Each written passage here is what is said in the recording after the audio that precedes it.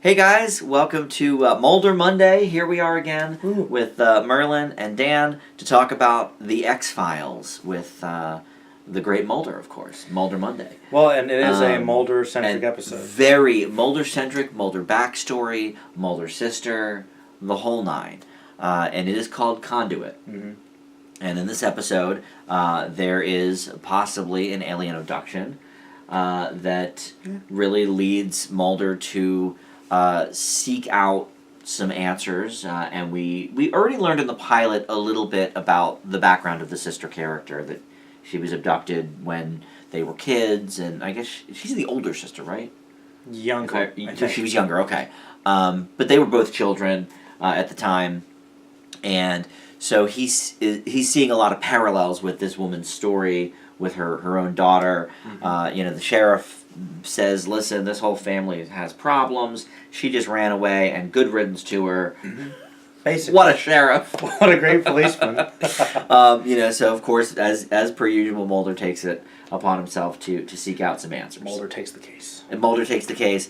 And Scully, really, maybe for the first time, is mostly on board this whole episode. She's kind of supportive, at least. Yeah. I don't know if it's necessarily because she believes it, but it's because she knows where it's coming from. Yeah, it's such a personal story to him, and she likes him, though not quite in that way yet. But she likes being his partner, and she thinks he's a good person. So he's obviously hurting here.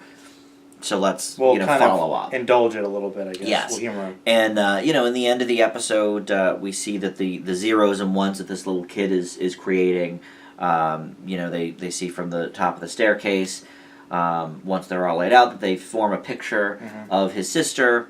And we already learned all about from the computer scientist earlier in the episode about, these zeros and ones, you can create anything, and here's a double helix, and whatever. Mm-hmm. I remember this episode, or at the very least that part with the big staircase reveal, very, very clearly from when it first aired. Huh. It may actually be the first episode I ever watched live. Oh, wow. Because I remember it very vividly. I was sitting with my sister in the chair. She couldn't have been more than 7 or 8 at the time, so she didn't really understand. But it was about a missing sister, so we were all into it. And I just remember that reveal being like, oh, that's really cool. Is it as cool? 25 years later, I would say probably not. I think the X-Files has certainly done better in their day. Yeah. This is not one of the better season 1 episodes, I don't think. No, I'm kind of happy to hear you say that, because all right. I have to confess, a lot of these episodes, especially a lot of the early season ones, I don't really have to rewatch because I remember them pretty well. Right. Yeah. I've watched them all. You've seen them so many times over. At least a couple times. Right. This one I didn't remember at all. I'm like, is that right? And then I looked up the plot and I'm like, no, okay, another one about an alien abduction. Right. I'm sure there's a bunch of those in X-Files. Right. So I'm like, okay, what about this is special? And as I was looking through it, I'm like, well, this is all right. Mm-hmm. There are... Yeah. This is an episode, I would think there are good things in it for Mulder's character. Yes. But other than that, there's no reason to see it. Well, and also, for some reason, and I'm not sure if he's still figuring out his character in this, I don't think it's that well acted. He seems kind of bored. And I don't know if that's, if Chris Carter was like, no, Mulder's stoic, and Duchovny's still kind of learning how to act at this point, one of his earlier things, and so he's not really quite getting it.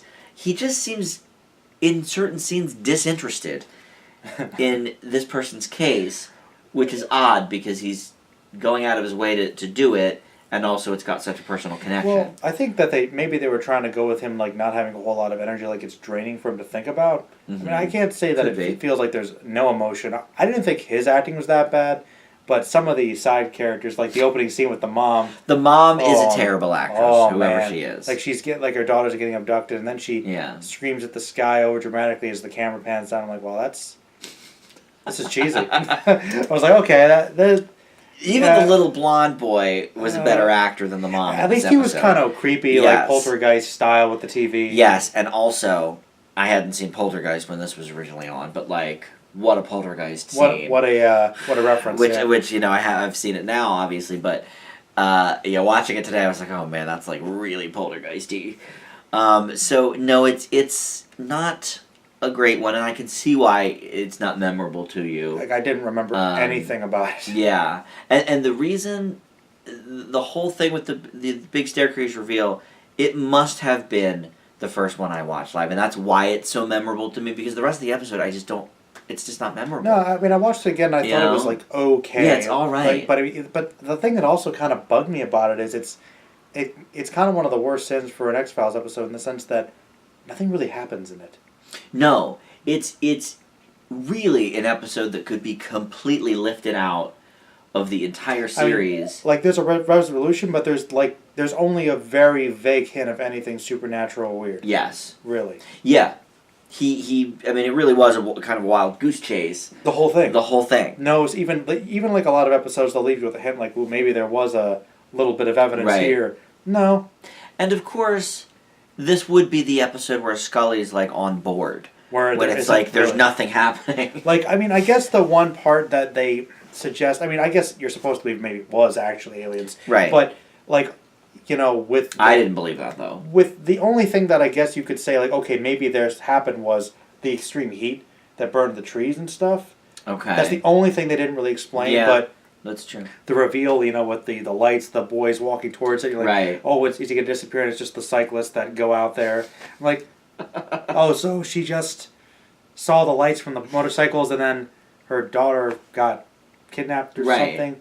But then they hint at the end, like, oh, they told me not to say it, that she could have been kidnapped by the bikers or attacked or something. Yeah, it's raped, It's never quite said. Which I guess is kind of closer to reality, but that's not even what the X-Files for. Right. So, yes. It's like, That's more of like you watch Law and Order for that or something. Like Mulder's like, she'll want to talk, and the mother's like, nah, we're good. She's good. We're good. We're all happy here. Even though happy family. It ruined my life, but okay, we'll just and by the end of the episode, you're like, oh, I can kind of see why the cop was like, I'm over this family.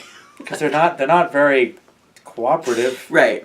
They're kind of pain, yeah. Yes. I mean, the only thing about it I kind of thought was emotionally of value was I did think the final scene where Mulder actually seems like he's in the church and he's like kind of like praying. Yeah. Like I was like, that's kind of a sad moment, and I like that final speech where she's listening to the recording of hypnosis. That was pretty cool. And then yes, I like that. And that was probably my favorite part of the episode. Uh-huh. And he's like, I can't help her. I want to. And the voice tells me she should come back. And then he's like, do you believe it? And then he's like, I want to believe. And I'm like, and I was like, okay, that literally was the best part of the episode. But they could have put all of that in a better episode. True. Like you could have put that tag scene with the church and her listening to the recording in literally any Mulder sister episode, of which there are many. You're right. But I still liked that little part. Oh yeah. Yeah. It made the episode not horrible, but there just isn't much else to it. It's a very meh episode. From the first 3, it's like they're all just so great. You got Tombs, and you got the pilot is great, and this is just like, what a letdown from those. Did Chris Carter write this one? That is a good question. I don't know. I don't know if he did. Maybe you should put it in the. I don't know. You know what? I will. I won't look it up now. But yes, because not saying everything he ever wrote was gold, but I'd be interested. Usually, the ones he likes or he wrote are pretty well beloved. Generally. Yeah, that's true. That might be because I felt like neither of them really understood their character in the episode. So maybe it was the writing and not the acting. Yeah, I don't know. I leave this one with a C+. I'll go a little higher. I'll say B-. Okay. A little bit, but it's teetering. Yeah, it's not great. Nah, it's okay. If they didn't, you're right though. The part with the hypnosis recording, the Mulder really definitely elevates it. Character stuff, double helix scene, I guess, kind of cheesy. Yeah, but it was pretty cheesy. But yeah, there's a lot. It's very mixed. Yeah, definitely mixed. All right, well, hopefully next time we'll have a better X-Files episode to go over. Some of my favorites are coming up. Mm-hmm. Some of my all-time favorites are coming up. That we'll get to eventually. But you can check out all of our X-Files reviews every Monday here on the channel, Mulder Monday, and also Buffy reviews if you're a Buffy fan. Another great 90s cult show. We're putting those up every weekend, so you can check those out for Sunnydale Stories. And that's going to do it. So thanks for watching, and we'll see you next time. Bye.